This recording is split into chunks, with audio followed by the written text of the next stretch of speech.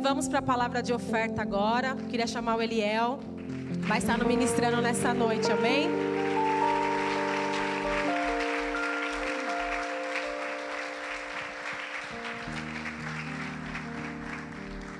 Shalom, igreja. O telão voltou. Irmãos, não sei vocês, mas eu estou muito empolgado com esse ano de 2025. Talvez você seja novo aqui na igreja, né, e não está entendendo por que todo mundo que sobe aqui fala isso. Mas, apesar do cenário aí político não ser favorável, apesar, né, do cenário financeiro não ser muito favorável, talvez você esteja enxergando com uma ótica terrena. Mas se você trocar a lente e olhar com os olhos espirituais, tenho certeza que você vai ficar nessa mesma empolgação, meus irmãos. Nós já recebemos essa palavra aqui: os campos estão brancos. E se a palavra é colheita, meus irmãos, eu vou viver essa palavra. Quem mais vai ver comigo? Amém? O Senhor me ministrou uma palavra, irmãos, que está em Lucas 12. Acho que o telão não vai ajudar. Nós vamos ler do 13 ao 21. Amém? Diz assim, ó: Nesse ponto, um homem que estava no meio da multidão disse a Jesus: Mestre, diga a meu irmão que reparta comigo a herança.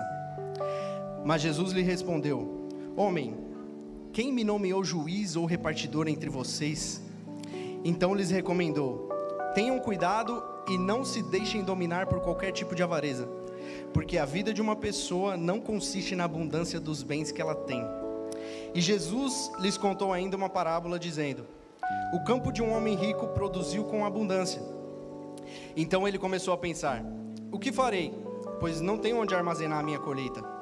Até que disse: Já sei, destruirei os meus celeiros, construirei outros maiores, e aí armazenarei todo o meu produto e todos os meus bens.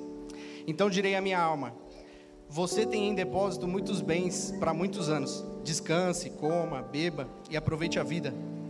Mas Deus lhe disse: Você é louco. Essa noite lhe pedirão a sua alma. E o que você tem preparado, para quem será?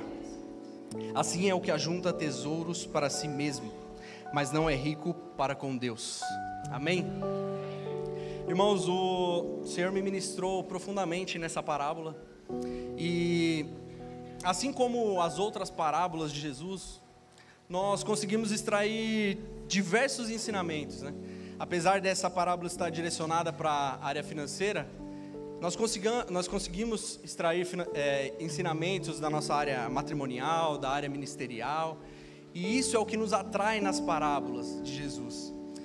Não é à toa que Jesus foi o maior mestre de todos os tempos e é o maior mestre de todos os tempos. Quando ele ministrava um sermão, uma parábola, multidões que tinham fome e sede de ensinamento estavam ao redor dele. Se nós voltarmos aqui no início do capítulo 12, nós vamos ver que Jesus estava em mais um de seus sermões. Ele estava ministrando os seus discípulos e uma multidão que chegou ao redor deles. Jesus estava falando a respeito da hipocrisia dos fariseus. E é nesse capítulo que Jesus fala uma famosa frase, né? Cuidado com a hipocrisia, cuidado com o fermento dos fariseus.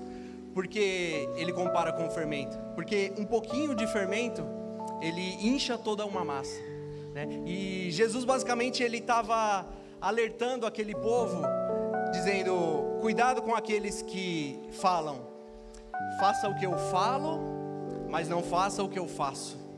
Cuidado com aqueles que pregam, mas não vivem o que pregam. Jesus estava só dando um alerta ao povo, e aqueles que tinham fome e sede foram se achegando, né? E o homem que nós lemos aqui no capítulo 13, ele estava em meio à multidão. E quando ele direciona a palavra a Jesus, nós conseguimos ver que esse homem ele já está contaminado com o fermento dos fariseus. Por que, Eliel? Porque ele pede a Jesus para que Jesus ajude, fale com o irmão dele para que divida a herança com ele. Em meio a um ensinamento poderoso, irmãos, a única coisa que aquele homem estava preocupado era com os bens e o dinheiro que ele poderia receber. Ele não estava preocupado com o ensinamento que Jesus estava liberando ali naquele momento. ele já estava contaminado com o fermento dos fariseus. Ele estava pedindo a Jesus que Jesus resolvesse o problema dele, mas que não o salvasse da avareza que estava no seu coração. E é por isso que eu amo a Bíblia, meus irmãos, e é por isso que isso é um livro atemporal. É um livro que serve para todos os tempos e todas as épocas, porque parece até que eu relatei um caso dos tempos atuais, né? Parece até que eu estou falando de um caso que aconteceu essa semana, porque existem muitas pessoas que estão pedindo a Jesus para que resolva seus problemas superficiais, quando na verdade tem que pedir a Jesus para resolver o problema que está no seu coração, a avareza, algo que está te corrompendo, algo que está gerando esses problemas superficiais, né? E na sequência, Jesus ele adverte mais uma vez esse homem, né? A princípio foi em meio à multidão, e agora é a palavra direta para ele. Ele fala, se atente, porque a vida de um homem, ela não é baseada na abundância dos seus bens. E aí, como sempre, Jesus emenda uma parábola, né? E fala sobre a parábola do homem rico. Se nós observarmos, irmãos, esse homem rico, ele era tão escasso que tudo que ele tinha era dinheiro. E ele foi surpreendido por uma colheita. E ele, a princípio, não soube o que fazer com aquilo. De repente ele teve uma brilhante ideia. Vou derrubar os meus celeiros, vou construir outros maiores e vou armazenar mais. Vou pegar todos os meus bens e colocar dentro de um celeiro. E Deus repreende esse homem na parábola, né? Falou, você é louco, porque hoje mesmo podem pedir a sua alma. Vão pedir a sua alma, e o que você vai fazer com tudo isso que está guardado? E Jesus finaliza a parábola falando, assim são os que juntam tesouro para si mesmo, e não são ricos para com Deus. Você sabe o que é ser rico para com Deus, irmãos? É você utilizar o seu recurso terreno de uma forma correta, que impacte a eternidade, que impacte os céus, irmãos. Talvez esse homem, irmão, ele não tinha a noção do que ele poderia fazer com a riqueza dele. Ele preferiu deixar armazenado e usar para os seus próprios deleites, o que nós vemos muito nos dias atuais, né? E, irmãos, existe uma reflexão de um apóstolo, de um teólogo norte-americano, que se chama Warren Wiersbe. Ele diz que a riqueza, ela pode ser uma janela que nós conseguimos ver a Deus, mas ela também pode ser um espelho que nós só conseguimos ver a nós mesmos. Se nós não conseguirmos, com a nossa colheita, com aquilo que o Senhor vai derramar sobre as nossas vidas, através de uma atitude generosa, fazer com que outras pessoas vejam a Deus, nossa colheita está sendo inútil, irmãos. A nossa colheita está servindo somente para inflar o nosso ego, somente para sustentar os nossos deleites nessa terra, e está sendo totalmente inútil. Então, não permita que algo divino, algo que o Senhor está fazendo sobre a igreja dele aqui nessa terra, seja inútil, irmãos. Use o seu recurso de uma forma que vai impactar a eternidade. Amém? Esse homem da parábola, insensato, ele fez exatamente isso, acumulou tudo. E o porquê insensato? Eu acho essa palavra perfeita para essa situação, porque o melhor destino que ele conseguiu dar para a colheita dele foi armazenar e usar para os seus próprios deleites. Triste, irmãos, se o melhor destino que nós conseguimos dar para os nossos recursos é usufruir e é armazenar, isso não vai contribuir para o avanço do reino de Deus, irmãos. Mas eu creio numa igreja, irmãos, que está entendendo, e assim como o meu irmão Vinícius disse ontem, que não vai se emocionar com a colheita que o Senhor vai derramar sobre as nossas vidas. Eu creio numa igreja, irmãos, que está orando, Senhor, pode me tirar da casa das centenas, levar para as milhares. Eu não vou armazenar, Senhor, eu vou investir no reino. Pode me tirar dos milhares e levar para os milhões, Senhor. Eu vou investir no teu reino. Alguém que já tem um propósito claro, alguém que já tem um destino para a sua colheita. Talvez, meu irmão, você está se perguntando, né? Mas por que emocionado? Porque os emocionados, irmãos, eles vêm atrás de coisas imediatas. Os emocionados, eles querem bênçãos imediatas, eles querem resposta imediata, assim como esse homem da parábola.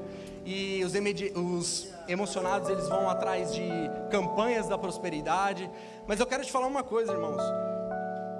a palavra que nós anunciamos aqui não é a campanha da colheita, amém? Isso daqui é uma palavra profética, que quem entendeu que os tempos proféticos que a gente vai viver, o tempo profético que nós vamos viver nesse ano é uma colheita, esse vai realmente viver uma colheita extraordinária. Aquele que não é emocionado, aquele que não vem atrás de bênçãos, de respostas imediatas, estes vão viver uma colheita extraordinária, amém, irmãos? Coloquem-se de pé.